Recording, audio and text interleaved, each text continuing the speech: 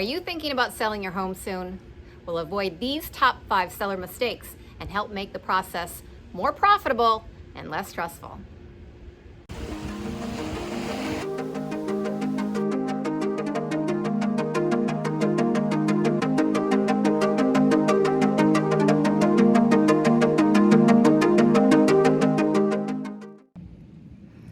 Welcome to St. Pete Beach, Florida Living, where we talk about everything under the sun regarding St. Pete Beach, St. Pete, and in and around Tampa Bay communities.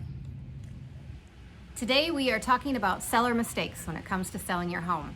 But before we get into the nuts and bolts of that, if you like hearing about St. Pete Beach, maybe you live here, maybe you're thinking of moving here or anywhere in the Tampa Bay area, please go ahead and like and subscribe below to stay posted on what's going on, best realtor tips, things to know, or just pretty sights to see.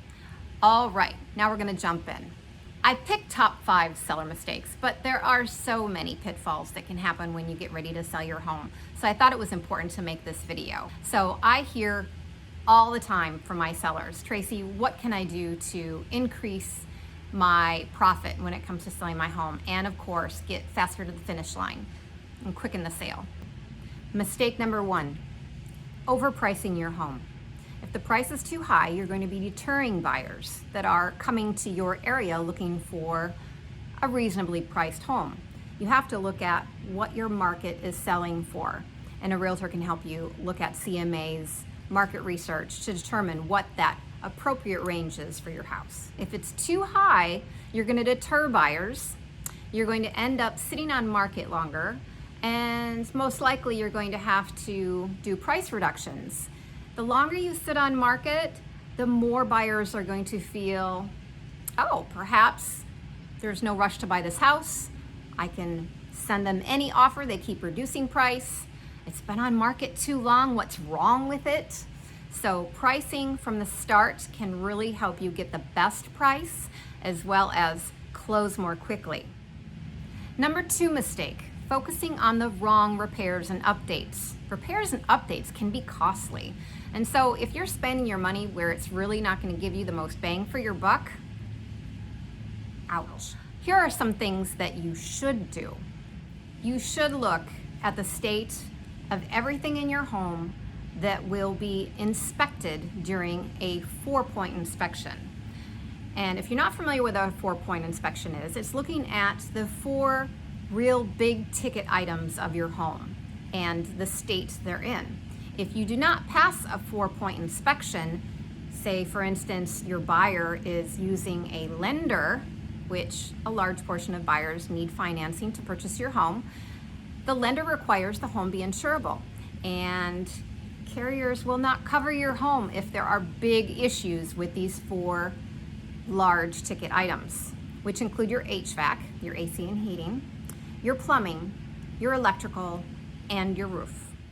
Completing some repairs and service items up front before you list your home could actually save you in the long run. For instance, have your HVAC serviced. It costs maybe a couple $100s to have a professional look at the unit, make sure it's working properly. If you get under contract with a buyer and they find something's wrong with it, they want you to replace the whole HVAC system, but yet all it needs is maybe some refrigerant and a small repair. You just never know. And as far as a roof goes, roof is a big ticket item, and that's a hard one to swallow, but there are options if you have an older roof that has less than 3 years remaining on its existence. If replacing the roof is a little too costly for your budget, what you can do is wait maybe towards the end of being under contract to replace it. And in some cases, title companies will pay service providers out of those closing funds, so you don't have to foot that bill up front. As for plumbing and electrical, those can get costly, especially if an older home, but it's better to know what you're getting into before you get under contract, right? So bring in a professional, have your plumbing evaluated, have your electrical evaluated, find out what those numbers look like, and you can even shop around for a more affordable vendor. And you don't have to make a quick decision to swallow a bigger bill. Whew, it's hot out there. I had to come inside for the rest of this video. Okay, so small aesthetics and little repairs can also make a big difference. they can totally turn buyers off. If your home's not neat and tidy, doesn't appear to be well maintained, what do you think buyers are going to assume? Ooh, maybe they're not taking care of the HVAC. Maybe they're not taking care of the electrical. Maybe they're not maintaining this, that, or the other. Making sure your home is spotless, appears well maintained, is nice and neat, go a long way. For instance, I'm a clean freak. A little bit of a clean freak. It drives my kids crazy. Every morning I am cleaning up the floors. But folks, I have like dark wood floors, things that I would never do again, put dark floors in my house. But so keeping those floors clean makes me feel better. If a home has, toothpaste spots in the mirror, the chrome on the faucet isn't nice and sparkling. These are things that can make a big difference. Get your cleaning frenzy on for the whole house. I can help you hire a cleaning person. Most realtors have a list of resources, including cleaning people, and they can help you hire help if you need it. But otherwise, get on those gloves and get on it. Clean every surface, the floors, the counters, the mirrors. And don't keep just the cleaning and the tidying and neatness, on the living areas. Get in those closets, declutter, depersonalize. When a buyer comes to your home, they want to feel that they could live in this space. They want to imagine themselves in your space. So keeping it very neutral colors, minimize furnishings, keep those closets neat and tidy. Buyers love storage space. Small defects, maybe you've got some misaligned cabinet doors, or doorknobs are loose, or leaky faucets, maybe holes or dings in the wall, left by pictures or an angry child. I don't know, just saying.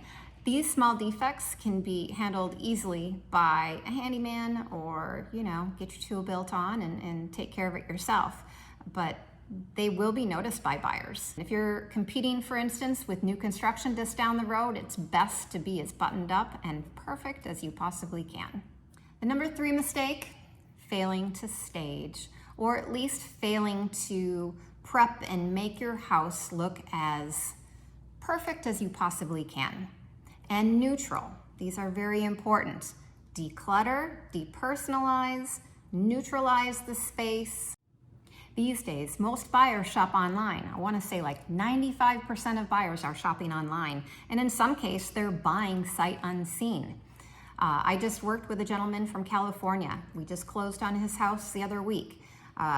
We closed in from the time he contacted me to closing, I think it was like 3 weeks. He was ready to buy.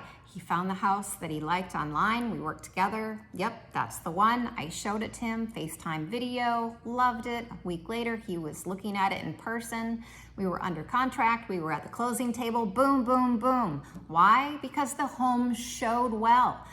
You want to make sure your home shows well online in those pictures. It needs to look like a model home showcase, if and when ever possible. Mistake number 4, failing to accommodate showings. Yes, I know they're a pain. Keeping your house neat and tidy all the time. If you've got kids or pets, this is I know. I've been there. I get it. Give you an example. I've got this family. We're under contract now, and they had so many showings. But we're under contract now. Yes. But they got pets and they got little kids, and they work. And so trying to accommodate showings, getting the pets out, making sure the kids are out, it was very hard and time consuming and stressful, and I feel for them. But one of the biggest things is making sure that showings happen when they're requested, even last minute ones. Oh, Tracy, I'm a realtor. I just drove by your house. I'm with my buyers. They want to see it last minute. I'm sorry, but can we see it? And so that's the one that we're under contract with. Yes. Even those, if you can accommodate those last minute showings, every single showing counts. You just don't know which buyer is going to pull the trigger and be the one. Yep, we're back outside for number 5 mistake, which is not hiring a full-time professional realtor. I knew you were going to guess that one. There's always a handful of folks that want to do a for sale by owner, and that's great. Just make sure that you have the time and the resources, like a professional attorney to guide you along the way and help with the transaction, to handle the paperwork and such. And that's one of the benefits of working with a real estate agent, is they can help you with contracts, paperwork, contingencies. Oh yeah, contingencies.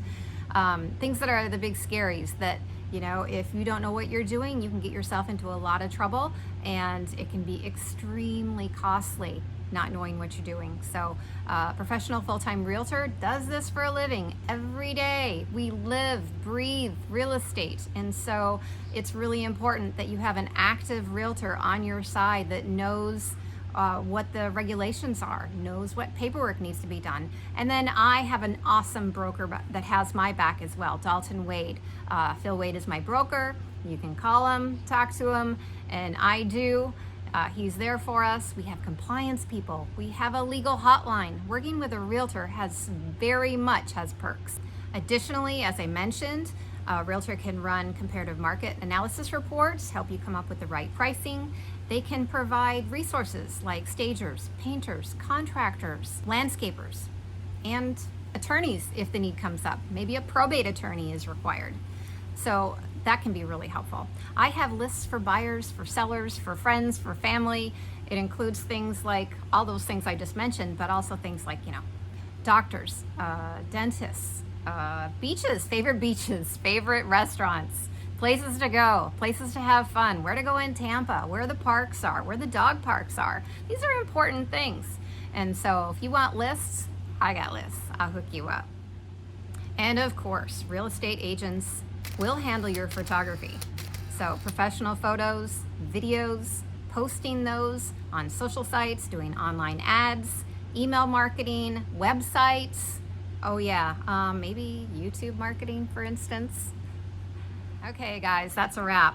5 top mistakes. Don't make them. And if you require real estate assistance in the St. Pete, Tampa Bay area, don't hesitate to reach out. I'm here for you. Tracy Forth, Fancy Lady of Real Estate with Dalton Wade. I'll catch you next time.